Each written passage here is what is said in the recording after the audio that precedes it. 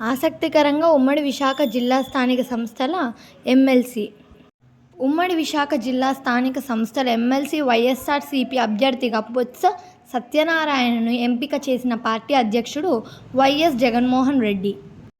ఉమ్మడి విశాఖ జిల్లా నాయకుల సమావేశంలో నిర్ణయం. అభ్యర్థులపై నాయకుల అభిప్రాయాలు తెలుసుకున్న వైఎస్ జగన్. అనంతరం బొత్సను ఎంపిక చేసిన వైఎస్ జగన్.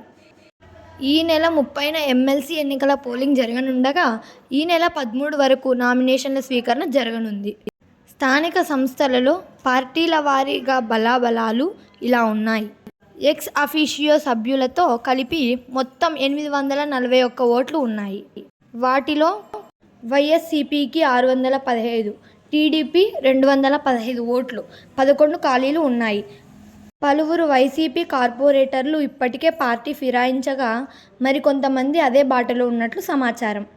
ఈ నేపథ్యంలో ఈ ఎన్నికకు ప్రాధాన్యం సంతరించుకుంది.